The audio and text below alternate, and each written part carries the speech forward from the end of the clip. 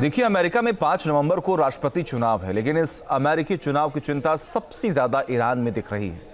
अमेरिकी चुनाव के आने वाले रिजल्ट से ईरान क्यों डरा हुआ है और घबराया हुआ है, देखिए report. Asked him that question. The answer should have been hit the nuclear first and worry about the rest later. ये ट्रंप का वो बयान है जिसमें वो कह रहे हैं कि ईरान के न्यूक्लियर साइट पर इजराइल को हमला कर देना चाहिए, बाकी बातों की चिंता बाद में की जाएगी।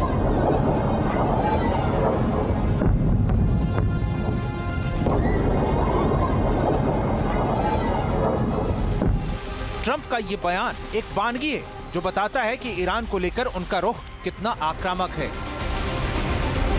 What do you think about Iran? 5 अक्टूबर को अमेरिका के पूर्व राष्ट्रपति डोनाल्ड ट्रंप का ये बयान तब सामने आया जब ईरान ने 1 अक्टूबर को इजराइल पर 200 मिसाइलों का घातक प्रहार किया था और इजराइल के पलटवार की आशंका तेज थी कि वो कब और कितना भयानक होगा। अमेरिकी राष्ट्रपति चुनाव में डोनाल्ड ट्रंप फिर से रिपब्लिकन पार्टी के उम्मीदवार हैं और डेमोक्रेटिक उम्मीदवार वाइस प्रेसिडेंट कमला हैरिस को कड़ी टक्कर दे रहे हैं।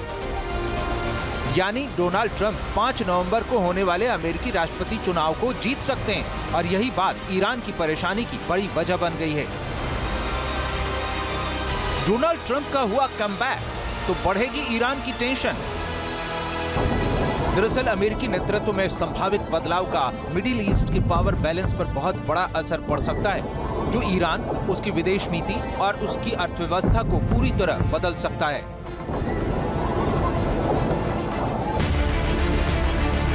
इजरायली प्रधानमंत्री नेतन्याहू की डोनाल्ड ट्रंप से ज्यादा बेहतर बॉन्डिंग है। यही वजह है कि नेतन्याहू चाहते हैं कि ट्रंप फिर से अमेरिका की सत्ता संभालें। अगर ट्रंप फिर से सत्ता में आए तो ईरान पर बहुत कड़ी शर्तें रखेंगे या इजरायल को उसके परमाणु ठिकानों पर हमले करने देंगे। वो ईरान के खिलाफ सैन्य कार्रवाई का पूरी तरह से समर्थन करने वाले रहे हैं और अगर तेल प्रतिबंधों को पूरी तरह से लागू किया गया तो इससे भी ईरान को आर्थिक नुकसान होगा।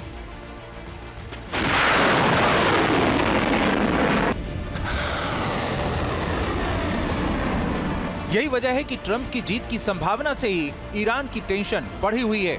ईरान के साथ ही लेबनान, इराक और यमन में वहां के नेताओं और उनके क्षेत्रीय सहयोगियों को ट्रंप का डर सता रहा है। हालांकि ईरान कुछ हद तक इसके लिए तैयारी किए भी बैठा है।